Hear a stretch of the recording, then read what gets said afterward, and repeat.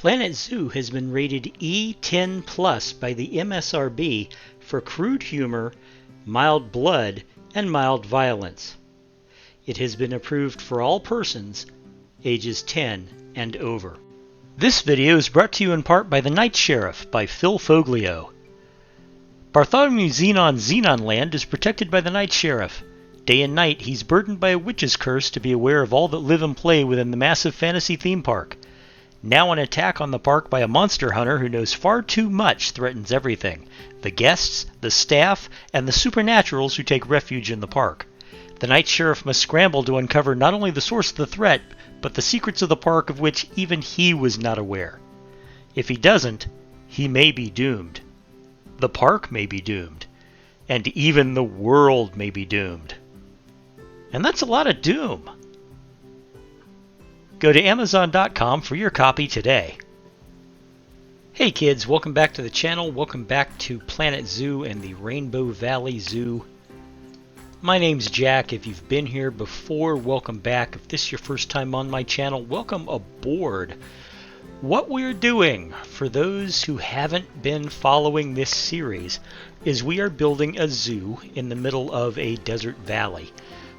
So far the zoo's gone very well. I mean, this is the complete zoo right now, and it's got multiple species, and we're just going to add a new one today. For those of you who have been following along, this is not news to you. I just wanted to give a quick update to those who are coming in at this episode. So what we're going to do right now, we're going to take this empty spot right over here. It's along this is the edge of the the edge of the border. That's just great. I love it when I do that. You'll have to forgive me. About 7 years ago, I suffered a stroke, and sometimes my language abilities abandon me. What I mean to say is this is the border of the zoo build area. I can't build on this side of the line. I can, on the other hand, build on this side of the line. If you notice, way over here, this line denotes another border. Everything between these two lines I can build in. So down here, all this over here. Anyway, we're going to take this empty space that's right here, and we're going to turn it into a habitat for this guy, the Eurasian Lynx. Now, the Eurasian Lynx is not endangered. It is actually recovered from being endangered, and it's recovered pretty well. A couple of decades ago, in the 60s and 70s, it had almost been wiped out by way of hunting. However, now hunting for the Eurasian Lynx is illegal pretty much everywhere in Europe except for Russia. Now, this is obviously a wild cat, a wild feline. This is its range. It goes everywhere. Look at this. This is, Scandinavia, France, Central Europe, East Asia, all the way to Siberia. It is a magnificent species. And let me give you a little bit of trivia. Most cat species are divided up, all cat species are divided up into two large classifications. There's the large cats and the small cats. Now, here's the thing. The way you tell a large cat species from a small cat species is whether or not it can purr. The large cats don't purr. They roar, like lions roar and tigers roar. But they can't purr. Your house cat can purr, civets can purr, ocelots can purr, the Sudanese hunting cats can purr, cheetahs can purr. The Eurasian Lynx can't purr. What that means is the Eurasian Lynx, despite being about the size of a cheetah, is not a small cat. It's actually the smallest species of the large cats, whereas the cheetah and the puma, the cougar, they are both the largest species of small cat. I always thought that little piece of trivia was kind of cool. Anyway, we're going to need, let's see, one or two I think I have one. I think I have a female. You can have a single female in a habitat and it'll be just fine. I didn't get a breeding pair. I don't know really why. A lot of its enhancements, and not enhancements, enrichment items are already unlocked, even though no research has been done. It doesn't have any interspecies benefits, but it is a very cool species and it looks good, and we're going to build a hab for it. So with that in mind, I'm going to turn this video over to the time lapse, and I will talk to you at the end of the video. Enjoy the build.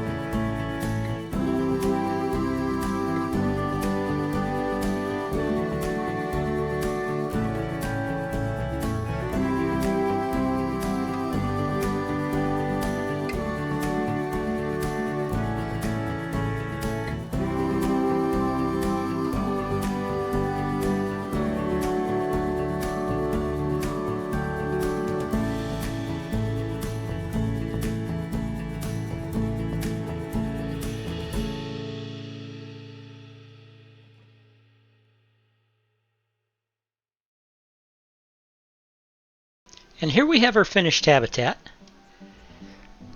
Yes, it's basically a box, but it gives great views to the guests. They can see right in. It has enough coverage so that the animal can hide if it needs to. I particularly like the fake cave here. I may touch it up a little, add some more rocks, but you can tell, you know, the lynx is happy. It's got all its toys. It's got enough plants, regular food and water. And I did add some temperature regulation, since while it can take the heat, this zoo gets hotter than it generally likes. So I did add some temperature regulation. You may have noticed that I also fixed a problem with the prairie dog habitat, and I added a couple of snack bars. Also, before the build, I added this second entrance. That way we're going to be getting some of our guests back here, which allows them easier access to the habitats that I'm going to be putting in and around the outer border. Let me see, what else? Oh yeah, something that I wanted to do here was I wanted to use a nice variety of plants, but at the same time, you know, you can't crowd it, because these guys will, you know, they will object to being crowded out by plants. That's why I started off with 2, and then I ended up taking it back to 1 lynx. You know, I do like the chain link appearance. I thought about just making it tall enough to cover the trees, but then I went, no, I want one huge tree. So I left it open on top. The chain link pieces are not climbable by the lynx, so, you know, that's just fine. Anyway, let me know what you think of the lynx's habitat. Whoops, research is complete. It's going to be for the lynx. I think that's the only thing I'm researching right now. Yep. Let me know what you think of this lynx's habitat. If you liked what I did here, please hit that like button. If you haven't subscribed yet, please do that too. Helps me, costs you nothing. And again, please let me know what you think. I love hearing from you. And I will see you in the next video, which is going to be the Asian small-clawed otter, which means I'm going to have a lot of water and plants and, you know, stuff you don't normally think of when it comes to a desert. But I look forward to it. I hope you look forward to it. And I will talk to you later. I'm going to leave you with a cinematic of our lynx to end the episode. Bye-bye, guys.